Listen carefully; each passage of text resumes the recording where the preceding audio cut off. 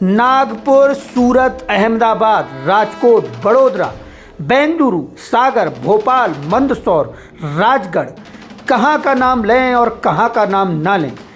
हम में से तमाम लोगों ने कथा के आयोजन देखे होंगे और उनमें शामिल भी हुए होंगे, लेकिन कथा और कथा के पहले की कलश यात्राओं का जैसा विशाल, भव्य और अद्भुत दृश्य बागेश्वर धाम सरकार की कथाओं में दिखता है, ऐसा ना तो आज तक किसी ने सुना है न देखा है।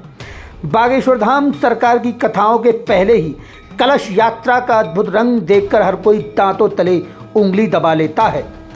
कथा स्थल नगर के आसपास की 100 से 200 किलोमीटर की महिलाएं पूरी श्रद्धा भक्ति के साथ कलश यात्रा में शामिल होती हैं और हर बार बनता है एक रिकॉर्ड। यहाँ पर भक्तों की ना तो गिनती की जा सकती है और ना ही किसी स्थान की तुलना दूसरे स्थान से की जा सकती है। जो भी है अद्भुत है, अकल्पनीय है, अप्रतिम है। आज हम आपको दिल्ली की कथा के अद्भुत दृश्य दिखा रहे हैं।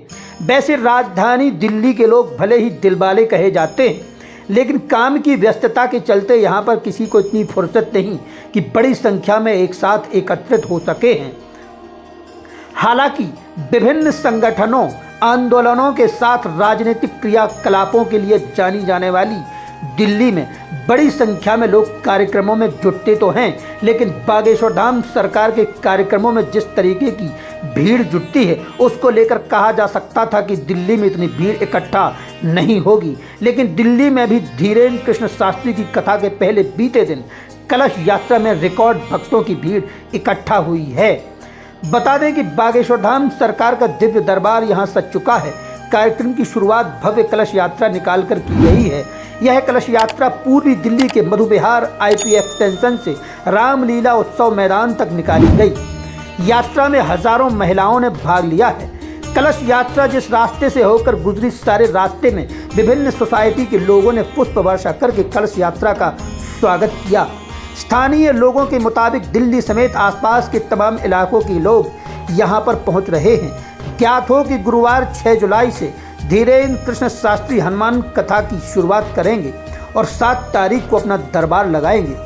हर शहर की तरह ही लाखों की संख्या में लोग धीरेन्द्र कृष्ण शास्त्री की कथा सुनने के लिए उत्सव मैदान पहुंचेंगे। कथा की विशालता का अंदाज़ा इसी से लगाया जा सकता है कि दिल्ली पुलिस के 1200 से अधिक पुलिसकर्मियों को तैनात किया गया है। वैसे दिल्ली में इस प्रकार की भीड़ निरंकारी संत समागम में जुड़ा करती थी। इसके अलावा रामलीला मैदान में भी अन्ना आंदोलन के दौरान बड़ी संख्या में लोग इकट्ठा हुए थे।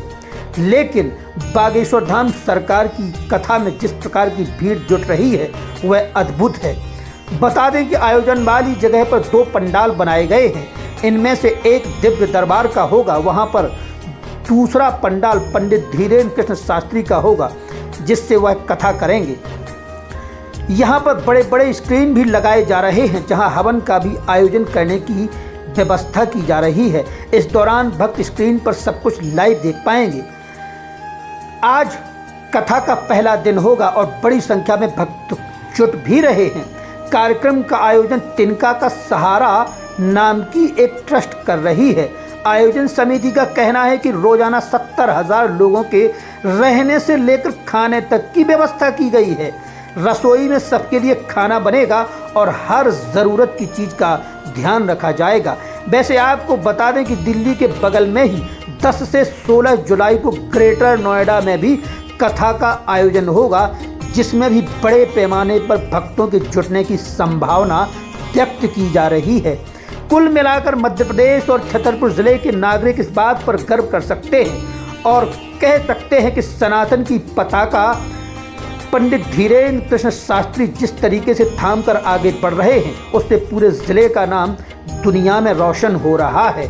शायद ही देश का कोई कोना हो जो पंडित धीरेन्द्र कृष्ण शास्त्री से परिचित ना हो, और हो भी क्यों ना, क्योंकि कलयुग में भगवान राम के अजर अमर भक्त हनुमान बालाजी रूप में बागेश्वर में विराजमान हैं और उनके कृपा पात्र बने हैं पंडित धीरेन्द्र कृष्ण शास्त्री महाराज।